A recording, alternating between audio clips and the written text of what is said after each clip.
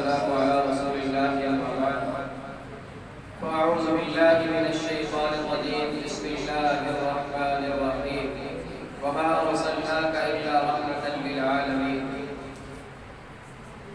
سامعین محترم، اللہ تبارک و تعالی نے آپ علیہ السلام کو رحمت للعالمین بنا کر کے بھیجا. اللہ تبارک و تعالی ارشاد فرماتے ہیں، فرمایا اِنَّا أَعْطَيْنَاكَ الْكَوْثَرَ فَصَلِّ لِرَبِّكَ وَانْحَرْ إِنَّ شَانِئَكَ هُوَ الْأَبْتَرُ.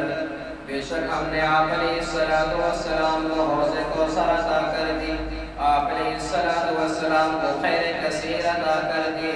یعنی آپ علیہ السلام کو ازواج دی تو خیر کثیر کے اندر دی، آپ علیہ السلام کو بنین اور بنات عطا کیے تو خیر کثیر کے اندر عطا کیے، آپ علیہ السلام کو نبوت عطا کی تو خیر کثیر کے اندر عطا کی، حتیٰ کہ آپ علیہ السلام کو اخلاق دیا گیا، اعلیٰ اخلاق کے منصب پر فیض دیا گیا، تو آپ علیہ السلام کو خیر کثیر کے اندر عطا کیا گیا. آپ علیہ السلام کل قیامت پر اللہ رب العالمین کے سامنے شفاعت کریں گے، سفارش کریں گے، وہ بھی خیر کثیر کے اندر یہ شامل ہے. اس لیے اللہ تبارک و تعالی فرماتے ہیں وَمَا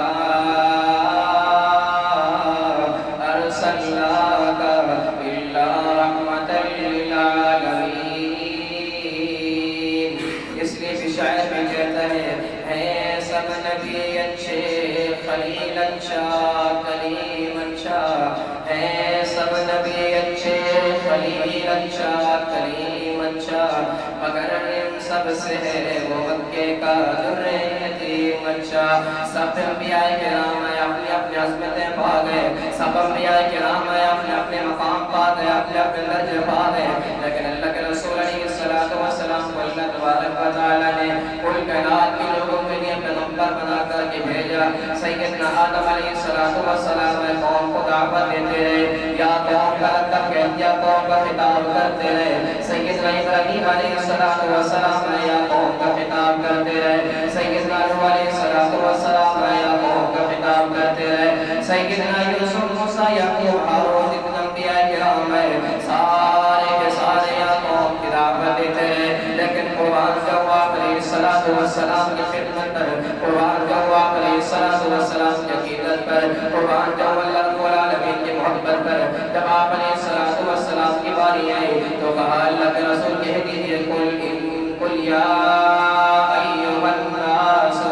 یا قوم کا لفظ نہیں کہا، یا قوم کا لفظ نہیں کہا، یا ایھا الناس انی رسول اللہ الیکم جمیعا، کہ مجھے اللہ تبارک و تعالی نے کل کائنات کے لوگوں کے لیے پیغمبر بنا کر کے بھیجا. اور جتنے انبیاء کرام ہیں سب کو اللہ تبارک و تعالی نے سیر کرائی، سب کو اللہ تبارک و تعالی نے سیر کرائی. لیکن عظمت تو یہ ہے، عظمت تو یہ ہے، عظمت تو یہ ہے، اللہ تبارک و تعالی اگر چاہتے تو بیت اللہ سے ہی سیڑھی لگا سکتے تھے معراج کے لیے، لیکن بیت المقدس کو لے جایا گیا.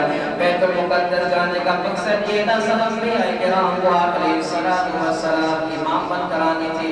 اللہ رب العالمین نے امام اعظم کا لقب دینا تھا، اللہ تبارک و تعالی نے امام اعظم کا تمغہ نصیب کرنا تھا.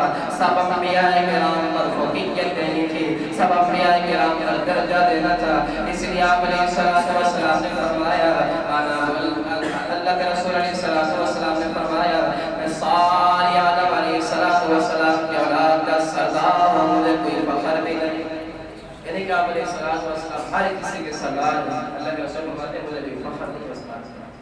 کل قیامت والے دن سارے انبیاء کرام میرے جھنڈے کے نیچے ہوں گے، جس پر کوئی فخر نہیں.